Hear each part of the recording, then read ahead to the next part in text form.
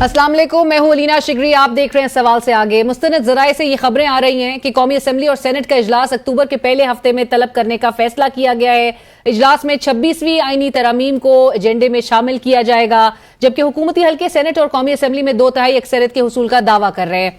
आज की दिन की अगेन बहुत सारी डेवलपमेंट्स थी। तहरीक इंसाफ के रहनुमा और सेक्रेटरी जनरल जनाब सलमान अकमर राजा साहब ने पंजाब में इलेक्शन ट्रिब्यूनल्स की तश्कील से मुतालिक इलेक्शन कमीशन की अपील पर सुप्रीम कोर्ट में समाअत के दौरान चीफ जस्टिस काजी फाइज ईसा पर एतराज उठा दिया। सलमान अकमर राजा साहब के वकील हामिद खान साहब ने एतराज उठाया और कहा कि हमने एक दरख्वास्त देनी है, जिस पर चीफ जस्टिस साहब ने इस्तफसार किया कि आप सीनियर वकील हैं, हमारे लिए आप काबिल एहतराम है, पहले हमें ऑर्डर पढ़ने दें। जिस पर एक मरतबा फिर हामिद खान साहब ने कहा कि हमें आपके केस सुनने पर एतराज है। इस मौके पर चीफ जस्टिस ने हामिद खान साहब का एतराज मुस्तरद करते हुए कहा कि अगर आपने खुद को केस से अलहदा करना है तो कर लें। जिसके बाद हामिद खान साहब सुप्रीम कोर्ट से वापस रवाना हो गए। दौरान समाअत आज चीफ जस्टिस काजी फाइज ईसा ने कहा कि हम अदालती फैसलों के नहीं, आइन और कानून के पाबंद हैं। कोर्ट के बाहर मीडिया से फिर गुफ्तगू की और पाकिस्तान तहरीक इंसाफ के सेक्रेटरी जनरल जनाब सलमान अकमर राजा साहब ने समाअत के दौरान ही चीफ जस्टिस के हवाला देते हुए कहा कि कल टॉक शो में नून लीग के एक रहनुमा ने जो कहा,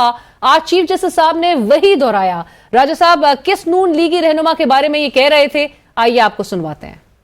देखिए, आज एक बात की चीफ जस्टिस साहब ने कि हमने आइन को मानना है, सुप्रीम कोर्ट की जजमेंट्स को नहीं मानना। मेरी नजर में ये इंतहाई खतरनाक जुमला था और मैंने कहा उनको कल एक टॉक शो में यही बात किसी साहब ने की PMLN की तरफ से, और वही जुमला चीफ जस्टिस साहब ने दोहराया। ये गलत है कि सुप्रीम कोर्ट तशरीह करती है आइन की, और जो तशरीह सुप्रीम कोर्ट कर दे वो मुझे पसंद आए या ना आए, वो तशरीह कानून है, वही तशरीह आइन है। नाज़रीन, बदकिस्मती ये है कि 2024 में पीपल्स पार्टी को 2006 में होने वाला मिसाक जमहूरियत याद है और वो उस पर अमल दरामद भी करवाना चाहती है, मगर बदकिस्मती ये है कि नंबर्स ना होने के बावजूद बिलावल भुट्टो जरदारी साहब इस आईनी तरमीम लाने पर बज़िद हैं। शायद वो ये भूल गए हैं कि मिसाक जमहूरियत में ये भी दर्ज था कि पार्लियामान में एक दूसरे के बंदे नहीं तोड़े जाएंगे, किसी के जो ईमा पर हॉर्स ट्रेडिंग वो नहीं होगी, फ्लोर क्रॉसिंग नहीं होगी, और ये चार्टर ऑफ डेमोक्रेसी का पॉइंट नंबर 23 बहुत वाज़ेह है। अब आप खुद ही बताइए कि मौलाना साहब को मिलाकर भी नंबर्स पूरे नहीं होते तो हॉर्स ट्रेडिंग के सिवा ये नंबर्स कैसे पूरे होंगे? शायद यही वजह है कि बिलावल साहब 63A के फैसले पर भी भरम नजर आ रहे हैं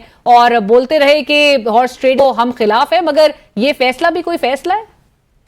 63A का जब फैसला किया जा रहा था, अदालत ने ये इख्तियार अपने पास ले लिया कि आइन में तरमीम वो कर सकते हैं, हम नहीं।